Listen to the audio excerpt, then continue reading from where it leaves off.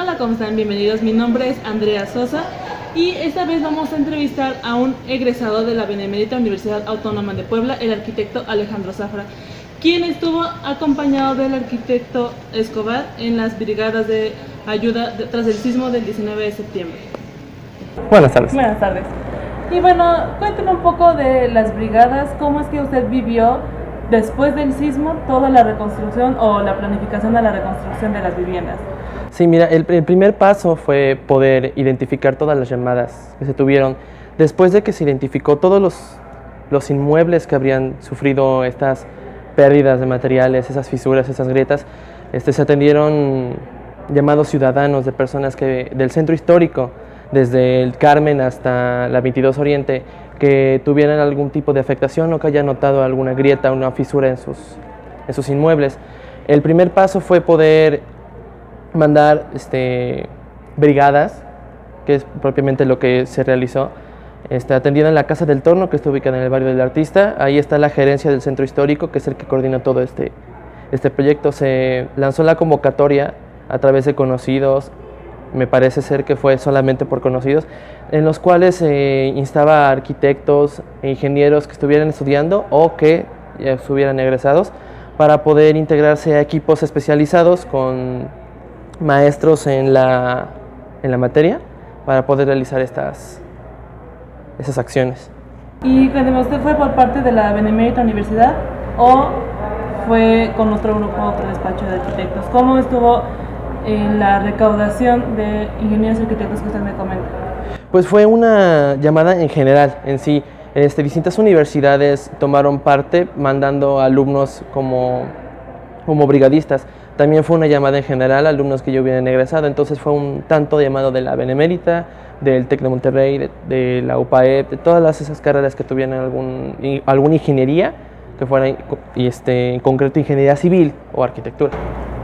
¿Y cuáles son los planes para la reconstrucción? ¿Se están iniciando ya con los planes o se están posponiendo hacia nuevo aviso? ¿Cómo está la cosa? Pues lo primero fue atender las llamadas que tuvieran en sí algún derrumbe o alguna pérdida de material. El concepto fue primero, se instauró una especie como de censo que por parte de la gerencia, en el que primero se atendieron llamadas a hospitales, que es el caso de San Alejandro, escuelas, que era el caso de Héroes de Reforma o algunas otras que hubieran tenido algún derrumbe en sí de materiales. De ahí se censaron también templos, se censuraron museos, también escuelas, como ya te comenté, y algunos inmuebles con valor histórico, y al último fueron viviendas. Y bueno, ahora ya pasando a la construcción, ¿usted qué considera negligencia en el ámbito constructivo?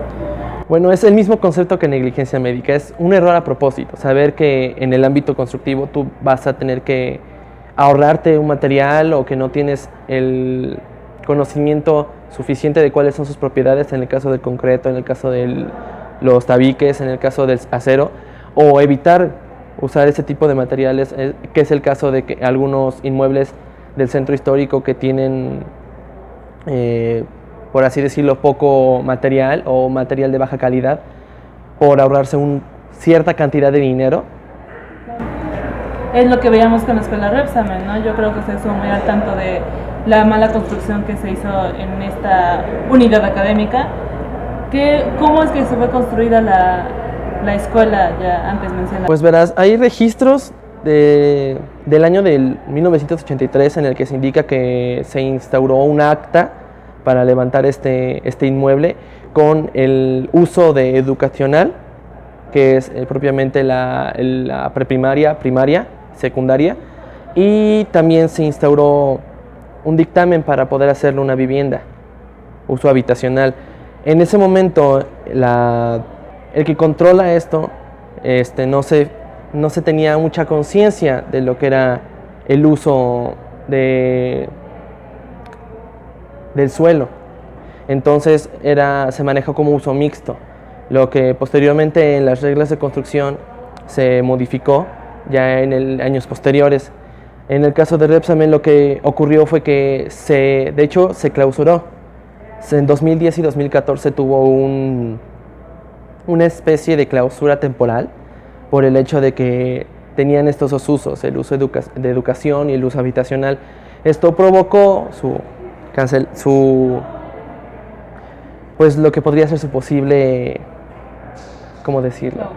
Su posible clausura, dado que solamente se manejó como sanción por el reglamento, pues no se llegó a más.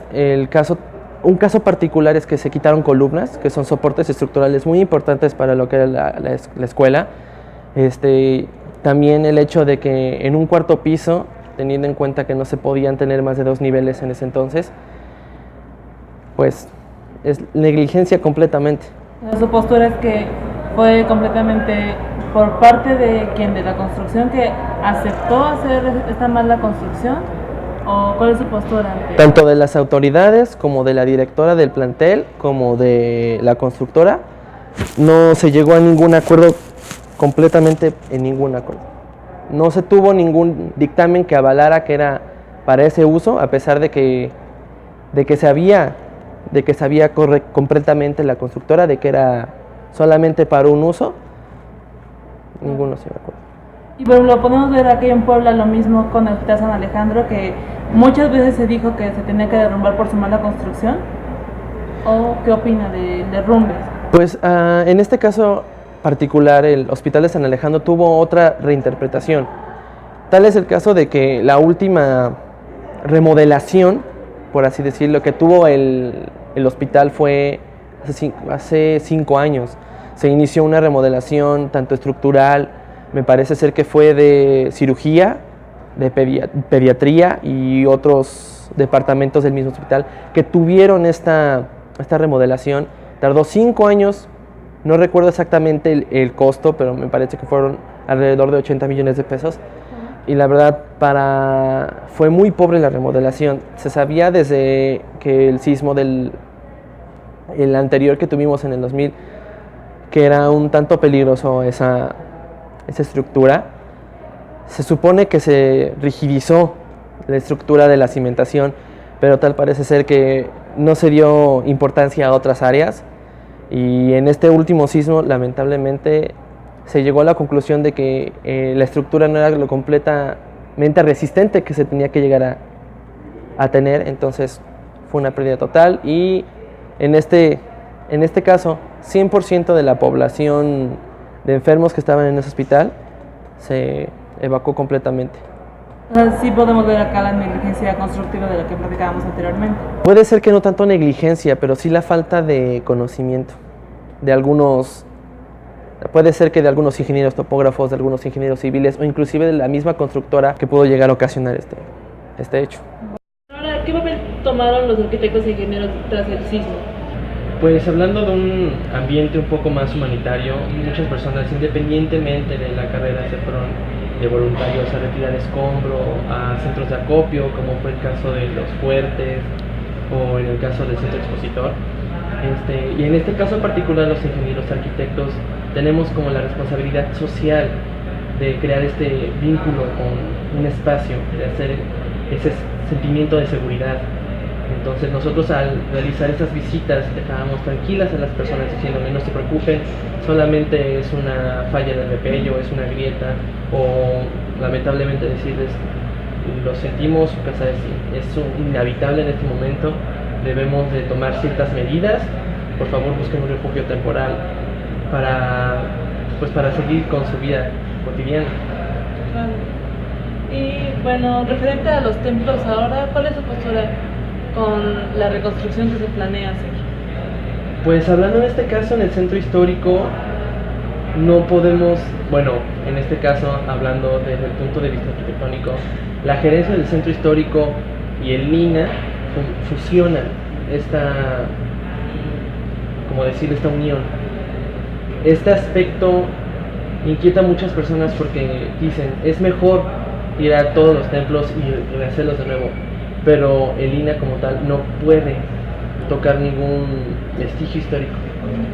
Los templos o museos que fueron casonas que tienen más de 100 años, no los podemos tocar, por ningún motivo. Si se toca, en este caso perdería Puebla el registro de patrimonio de la humanidad. Entonces, en este caso yo estoy a favor de la reconstrucción, en este punto en particular de la restauración.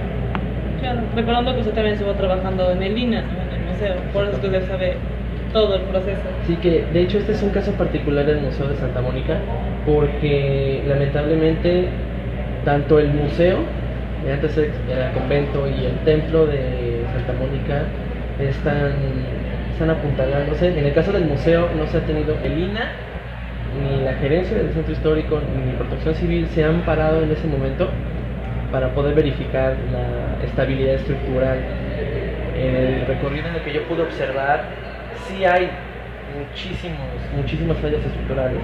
La losa del coro alto del convento está completamente cizallada y, en mi opinión, deberían de apuntalar completamente toda la obra. Si en este caso se puede hacer una intervención lo más pronto posible para tanto la seguridad de los recorridos, tanto de los custodios como del personal de limpieza y administrativo, lo más pronto posible. Presentaron en el centro histórico de acá de la ciudad de Puebla. ¿Qué medidas constructivas también se están postulando en estos momentos? Pues en primera instancia lo que primero hice fue poner la típica cintilla amarilla de precaución. Fue lo primero que se hizo para seguridad peatonal, tanto como para la seguridad de los vehículos que transitaban por la zona. En cuestiones constructivas se tuvo que hacer un apuntalamiento total. En el caso del Alfeñique ya se observó que se cerraron las dos calles que hacen esquina y se apuntaló con perfiles de acero. Esto ya es normal en el caso del portal, también de los dos portales, del lado del frente del Sol del Pueblo y del lado del edificio de la Nueva España, y se cerró el paso en esos dos edificios. Son las medidas que en este momento están tomando para evitar un posible accidente. Y desde tu punto de vista como arquitecto, ¿cuál es tu opinión con las demoliciones que están planteando de nuevo? Pues yo creo que si el edificio estaba ya deteriorado, independientemente de la historia, del vínculo emocional, sentimental que se hayan tenido, es necesario para poder asegurar la seguridad de las personas que, en este caso, de que estaban ahí y de que circulaban en la zona. En este caso, hablando de San Alejandro, obviamente se tiene que tener prioridad en la demolición. En este caso, 12 meses van a ser necesarios para que se vuelvan a instalar. En este caso parece ser que está el dato de que ya encontraron cerca del periférico ecológico un nuevo terreno y están haciendo las evaluaciones para saber si tiene las condiciones para poder soportar ese tipo de estructuras. En el caso del Colegio de Reforma, no estaba tan a favor por todo este alboroto que se hizo en el caso de que llegaron hasta con mariachi para poder despedirlo. Siento que debería de haber sido menos la intervención que debieron de haber, mayor intervención antes de pensar en una demolición. La verdad no estoy completamente seguro del daño estructural que se tuvo, pero yo creo que pudo haberse descartado de alguna forma. Bueno, ya que menciona la prioridad, ¿qué edificios se le va a dar prioridad el gobierno del estado para restaurarlas o mejorarlas o demolerlas en todo caso? ¿Cuál es la prioridad ahorita del gobierno? En este caso lo que más se tuvo daños fueron las escuelas y los hospitales. Los templos y algunos inmuebles del centro histórico también tuvieron este tipo de deterioros, pero ahorita el gobierno le está dando prioridad a edificios de salud, como tales como los hospitales, y edificios de educación, no las escuelas. De ahí yo supongo, porque la verdad tampoco la gerencia tiene mucho control, se van a ir, yo creo que por los templos, por el patrimonio, porque la verdad abrir el centro histórico es una prioridad porque el nivel económico se desentiende. En su experiencia con las brigadas, ¿cuáles fueron los daños más fuertes que usted pudo observar en los inmuebles? Pues el primer edificio que me tocó visitar fue el Templo de la Compañía. Está junto al edificio que había una de la UAP. En este edificio lo más regular que se pudo observar fueron grietas y fisuras. La grieta es más exterior, es solamente una raya, y la fisura ya es que puedes ver a través del material o es algo más profunda. En este caso, no sé si se lamentará, en el sismo del 99, una de las varias bóvedas de la sección de la derecha del templo se cuartearon y se vinieron abajo. En este caso, lo que se restauró fue lo mismo que se volvió a abrir, no porque haya sido una mala restauración, sino porque un parche es un parche, te aguanta cierto tiempo y se vuelve a, en este caso se vuelve a abrir. Degollamientos de columnas, en este caso una de las columnas de la nave lateral izquierda se degolló completamente. Muros exteriores están agrietados, no fisurados. Espadañas que son de hace 200, 300 años aproximadamente están irreconocibles. Los botareles que sostienen el sector de la cúpula están completamente deshechos, están degollados. La torre se está sosteniendo por obra y gracia de Dios, un soplido y se viene abajo. Entonces aquí entran los arquitectos que están coordinando todo esto de la restauración para poder reservar. En caso de inmuebles habitacionales, lo más recurrente es las fisuras en el material del acabado y en el material estructural, en muros y en losas. Son lo que más se está viendo en este momento. Claro, y ahora en las casas, en los inmuebles, ¿usted cómo le puede decir a la gente cómo identificar qué tan graves son los daños después del sismo? Bueno, lo primero sería identificar el sistema constructivo. Si saben cómo se hizo su casa, es mejor. En este caso, si su casa tiene muros de carga, revisar que los muros no estén pandeados, no tengan como vulgarmente se le conoce esa pancita, ese bombamiento, tanto en la losa como en el muro. Que revisen la parte del dintel de su puerta, que es el marco donde se encuentra la puerta, en la parte central, que no haya flexión, que no haya agrietamiento. En el caso de que fuera formal corrigido, revisar las columnas. Si las columnas presentan algún tipo de agrietamiento, es comunicarse con Protección Civil para que pueda realizar un dictamen en este caso. Gracias, arquitecto Zafra, fue un placer tenerlo por acá. Y a usted, gracias por sintonizarnos una vez más en El Coronel no tiene quien lo lea. Yo fui Andrea Sosa, volvemos al estudio, Hugo.